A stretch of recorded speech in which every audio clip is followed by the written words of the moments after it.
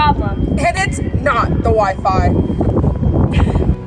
According to Physical Disabilities, Education and Related Services in 2015, under the federal civil rights laws and Section 504 of the Rehabilitation Act, colleges and universities must make accommodations for students with disabilities.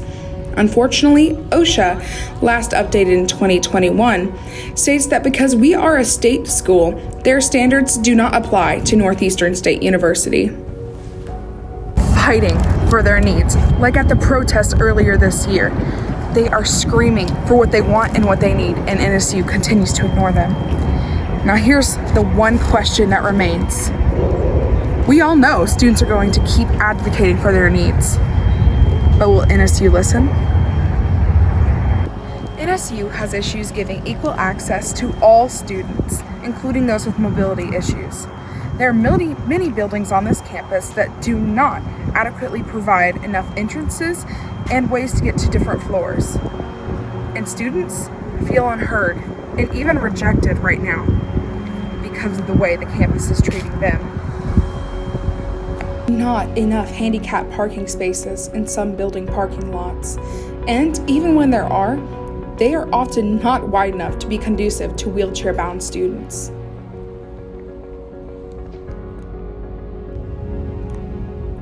Another accessibility issue here at NSU are the elevators. They are constantly on the fritz, and instead of creating long-lasting changes, we often find temporary fixes. And specifically, here at the John Vaughn Library, we have two elevators. One that's handicap accessible and one that's for staff only. But as we're about to see, the handicap accessible one isn't very big and does not accommodate wheelchairs. So, where are handicapped people who are wheelchair bound supposed to go? In this tiny space? I don't think so.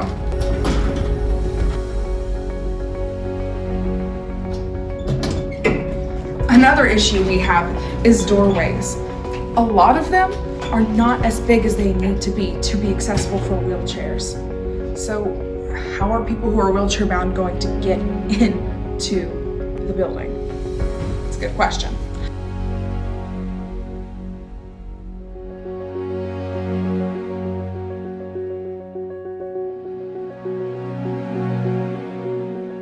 One student named Drew Baker was so passionate about this issue that she took to the local newspaper in 2021, the Daily Press. She talked about how handicapped spaces do not have enough length and width to accommodate wheelchair-bound students. But she also said, there are places on campus I can't even go into, like Haskell Hall. There's no entrance for me, not even the front door on the first floor. Simply put, these issues affect students with mobility issues in a very big way. If for some reason one of these students cannot make it to class, whether that be a lack of a ramp or a broken elevator, according to Donna Aggie, the Senior Coordinator of Student Disability Services at NSU, if a registered student with mobility issues has a class in an inaccessible building, the entire class is relocated to an accessible building. For example, very recently, construction at Seminary Hall has left no accessible entrances into the building. As of filming, this has been fixed, but until now, every door had at least one step leading up to it. At that late point in the semester, students might have felt bad about having to uproot the entire class. They might have even faced ill will from their fellow classmates over this accommodation request, which is not fair to these students. And what about those issues outside the classroom? Many sidewalks around campus are either riddled with cracks or completely cut off due to construction, replaced with bumpy, temporary sidewalks. If I were on crutches, my crutch would totally get stuck in their holes. If you had mobility issues and had to go from the science building to the business and technology building, this is roughly the path you would have to go. Do you see how many twists and turns I have to make?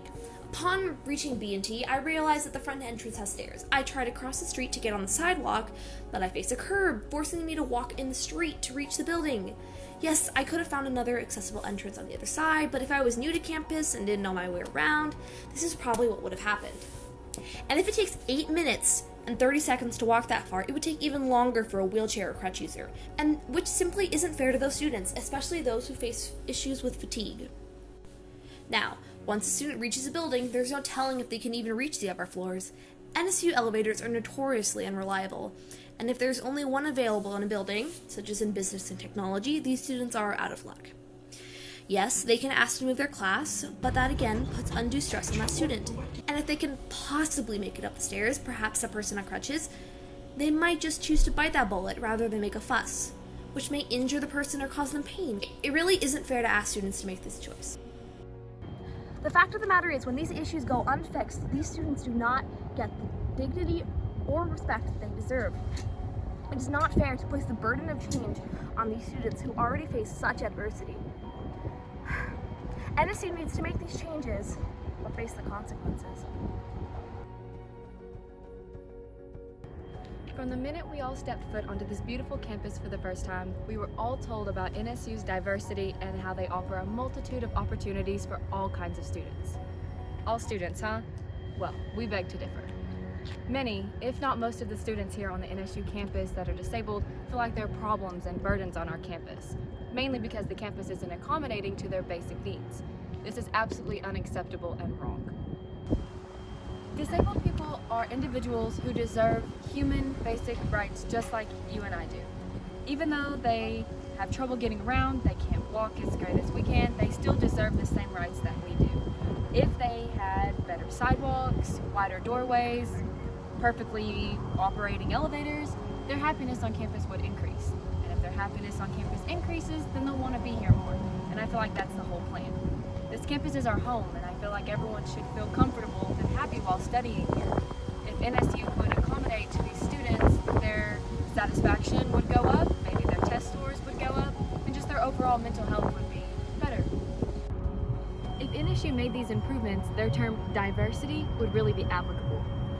Disabled students make up 1% of our student body. If our campus made these changes, maybe that could change too. More disabled students would want to come here if they knew that their needs were being met. Their satisfaction on campus would also increase, bringing in more students. This could be a great selling point for NSU. They could be known for accommodating specifically to disabled students, and who doesn't want to be exclusive?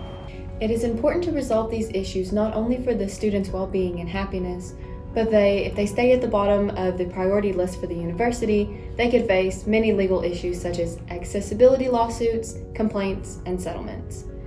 There are several laws implicated to help protect and serve individuals with disabilities.